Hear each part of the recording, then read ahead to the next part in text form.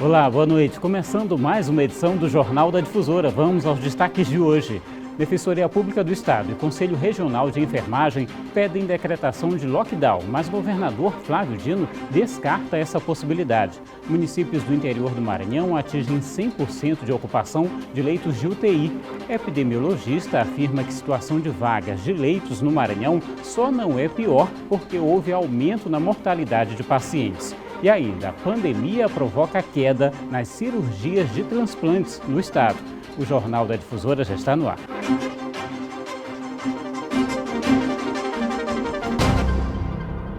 E a Defensoria Pública do Maranhão recorreu mais uma vez sobre a decisão da Justiça de negar o pedido de bloqueio total das atividades aqui no Maranhão, o chamado lockdown. Em caso de nova negativa, o órgão pretende mover uma nova ação. A última decisão desfavorável ao pedido de lockdown por parte da Defensoria Pública do Estado foi no dia 8 deste mês, na última segunda-feira. Por conta da negativa, a Defensoria resolveu recorrer ao Tribunal de Justiça na última quarta-feira, dia 10. O processo encontra-se nas mãos do desembargador José de Ribamar Castro. Por se tratar de uma questão emergencial, a Defensoria aguarda que a decisão seja tomada o mais breve possível. Tentando despachar com o desembargador, né, para poder analisar, para poder pedir para que seja analisada a nossa petição em caráter de urgência, já visto que é uma situação muito grave, né? A qualquer dia que não se faça o que é devido, mais pessoas podem correr o risco de morrerem sem atendimento devido. A defensora pública Clarice Binda aguarda a decisão. Caso ocorra mais uma negativa ao pedido de lockdown, ela recorrerá ainda no Tribunal de Justiça, na 5ª Câmara Cível. Caso esse agravo de instrumento não seja acolhido pelo desembargador relator, nós ainda temos a possibilidade de recorrer para a Câmara reunida, né? A Câmara, na verdade, a 5ª Câmara Cível, que é composta por três desembargadores. Ainda cabe esse recurso para outros membros do tribunal. O primeiro pedido de lockdown por parte da Defensoria Pública foi ainda no início de fevereiro. De lá para cá, já se passou mais de um mês e a situação da pandemia se agravou. Foram 2 pedidos negados pela Vara de Interesses Difusos e Coletivos de São Luís. A Defensoria Pública pede o fechamento total de atividades não consideradas essenciais, baseada nos números de casos da doença, pessoas infectadas pela Covid e a alta ocupação de leitos. O que o governo fez, espontaneamente, independente de decisão judicial, no dia 3 de março, foi um decreto que, na verdade, não suspende todas as atividades não essenciais, apenas dá uma restrição de horários, enfim, o que, na nossa visão, é insuficiente já por conta do quadro do Covid no Estado. Por isso que, no dia 26, nós pedimos novamente a decretação do lockdown, porque essa medida hoje, atualmente, de acordo com a comunidade científica, é a única que pode surtir efeito para combater essa segunda onda descontrolada do Covid. Esse é o debate do momento em todo o país. E além da Defensoria Pública, o Conselho Regional de Enfermagem divulgou nota pedindo ao governo do estado que seja decretado o lockdown. A necessidade de controlar a proliferação da Covid-19 para salvar vidas versus a defesa da economia para a sobrevivência de empresas e o sustento de famílias. O lockdown divide opiniões nas mais diversas esferas da sociedade. Em 5 de maio do ano passado, o Maranhão, pela primeira vez na história, deu início a um lockdown. Até o dia 17 do mesmo mês, apenas atividades consideradas essenciais podiam vigorar. O estado foi o primeiro do país a aplicar medidas mais severas contra a proliferação do vírus. O resultado foi a redução da transmissão da Covid-19 em 38%. A segunda onda da proliferação da Covid-19 que estamos vivendo agora já é considerada mais crítica do que o ápice da primeira onda, registrado no ano passado. O Conselho de Enfermagem do Maranhão defende a aplicação de medidas mais rígidas, como o lockdown, e notificou o governo do estado e a Prefeitura de São Luís. Todos os cientistas, eles declaram o seguinte: todo lockdown hoje ele é favorável. Ele é favorável porque diminui consideravelmente o índice de contaminação. Cerca de 30% de contaminação ele pode ser restringido pelo simples fato de diminuir a aglomeração da sociedade. Para o Corém, as restrições mais rígidas são importantes para evitar um colapso no sistema de saúde. Nós estamos defendendo para que nós não entremos aqui no estado do Maranhão em um colapso. E enfatizo, profissionais da enfermagem, hoje com a sua exaustão do trabalho, nós estamos defendendo para que isso não possa acontecer. Então, nós não queremos um colapso na saúde pública e na saúde do estado do Maranhão. O governador Flávio Dino marcou para amanhã uma entrevista coletiva às 9h30 da manhã para falar sobre novas medidas de enfrentamento da pandemia aqui no estado. Mas, de antemão, o governador já descartou a decretação de um novo lockdown, como reivindicam, e você acabou de ver, a Defensoria Pública e também o Conselho Regional de Enfermagem. Ele falou sobre o assunto em entrevista ao vivo hoje no programa Na Hora D da TV Difusora Imperatriz. Eu, na condição de governador do Maranhão, não irei fazer lockdown em todo o estado. Os prefeitos municipais podem, se acharem seu caso, fazer nas suas cidades. Mas lockdown nas 217 cidades do Maranhão, neste momento, eu não farei. Respeito, claro, a iniciativa da Defensoria Pública, um órgão independente, e assim como respeito, evidentemente, o Poder Judiciário.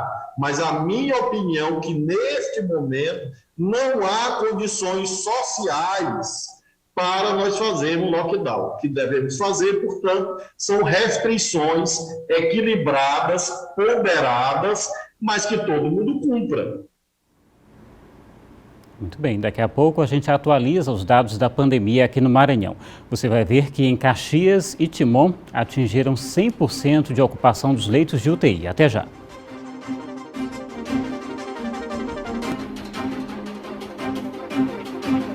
De volta para atualizar os números da pandemia aqui no Maranhão, com dados divulgados agora há pouco pela Secretaria de Estado da Saúde. Já temos aqui na tela números totais, casos confirmados da doença no Maranhão desde o início da pandemia até agora, chegando a 226.172. Novos casos registrados nas últimas 24 horas, 838. Temos no momento 11.692 pessoas em tratamento contra a doença, ou em casa ou em hospitais. Temos o número de recuperados ultrapassando os 209 mil, o número de mortes desde o início da pandemia até agora chegando a 5.413, 34 mortes registradas somente nas últimas 24 horas aqui no Maranhão.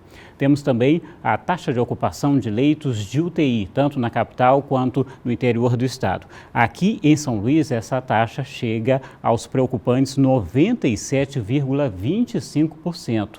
Isso quer dizer que temos apenas 5 leitos disponíveis aqui na capital, leitos destinados a pacientes com a Covid-19. Em Imperatriz, esse índice cai um pouco, chega a 90,28%, mas ainda bastante preocupante. Nas demais regiões do estado, esse índice é de 58,88%. E falando em Imperatriz, são apenas 7 vagas de leitos de UTI que estão disponíveis para pacientes, mesmo depois da inauguração do hospital de campanha, que foi nessa semana. Nos últimos dias, Imperatriz vem registrando um aumento de casos da Covid-19. Para conter o avanço da doença, o governo do Maranhão reforçou ainda mais a rede de enfrentamento na cidade e promoveu uma ampla estruturação com um aumento de mais de 200 leitos clínicos e de 60 leitos de UTI. Recentemente foi inaugurado na cidade o Hospital Estadual de Campanha com o objetivo de aliviar o sistema hospitalar e, com isso, garantir mais atendimento às pessoas acometidas pelo novo coronavírus. O governador Flávio Dino, em entrevista ao programa Na Hora D da TV Difusora de Imperatriz, destacou as diversas ações que o governo do Maranhão vem realizando no município para combater a pandemia. Nós estamos propondo, estes 21 governadores, é que o presidente da Câmara e o presidente do Senado liderem essas medidas relativas à vacinação Em segundo lugar, prevenção, especialmente o uso de máscaras. E, em terceiro lugar, a garantia, o máximo quanto possível, da assistência hospitalar à população em todo o nosso país.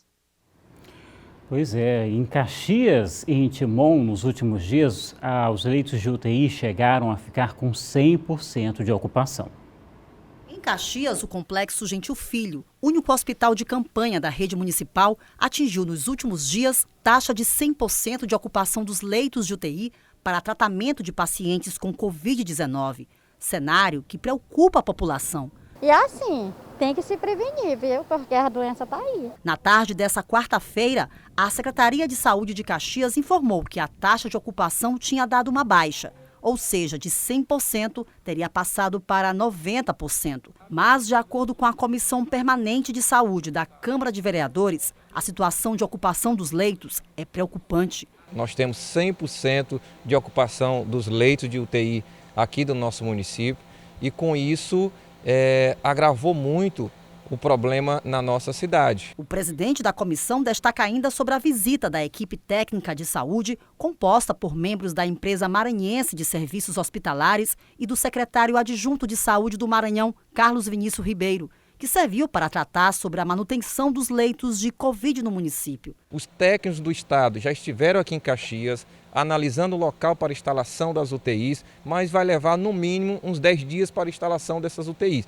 Em Timon, a 70 quilômetros de Caxias, o número de leitos também preocupa as autoridades em saúde. Sobre o município de Timon, após o cenário de 100% de ocupação dos leitos de UTI, nossa equipe de reportagem foi informada que a rede pública municipal teve uma ampliação aí de novos leitos para tratamento de pacientes com Covid-19, ou seja, no principal hospital de campanha, que é o Alarico Pacheco.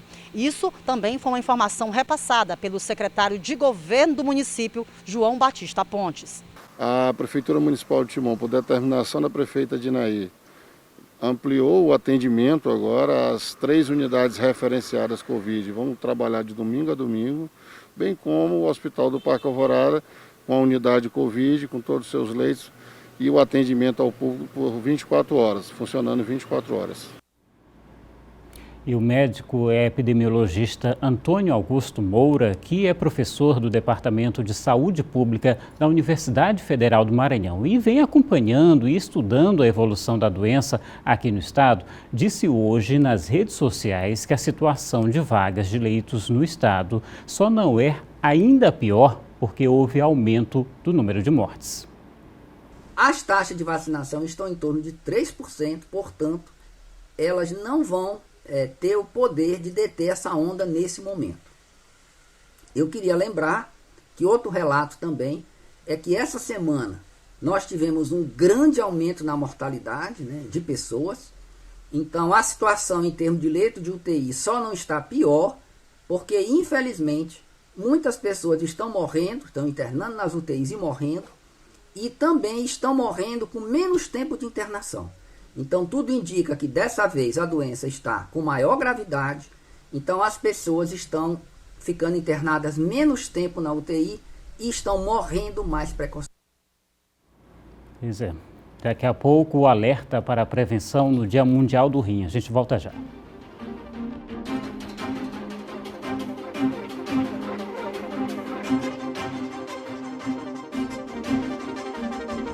Estamos de volta e em reunião na tarde de hoje entre o Sindicato dos Rodoviários do Maranhão e empresários do setor do transporte público, os rodoviários decidiram manter a greve da categoria em São Luís a partir da próxima segunda-feira. Segundo os sindicatos, os empresários não apresentaram nenhuma proposta que pudesse atender às reivindicações dos trabalhadores e, portanto, a paralisação está mantida, infelizmente.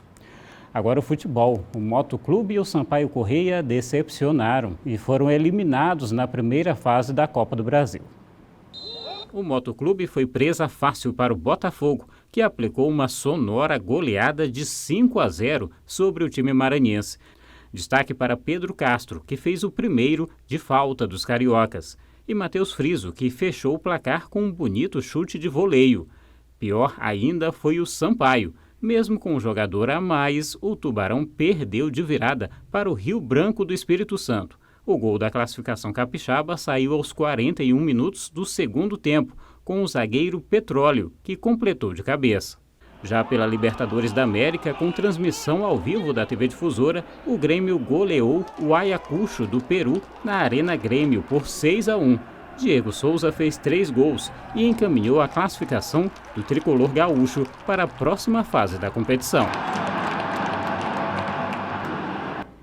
E após a derrota de ontem, o técnico Marcinho Guerreiro e toda a sua comissão técnica foram demitidos do motoclube. A informação foi confirmada na tarde de hoje pelo departamento de futebol do time. A nova comissão que deve assumir o clube ainda não foi confirmada. Agora a gente muda de um pouquinho de assunto. Eu quero a sua atenção porque o Hospital Universitário lançou hoje mais uma campanha para incentivar a doação de rim.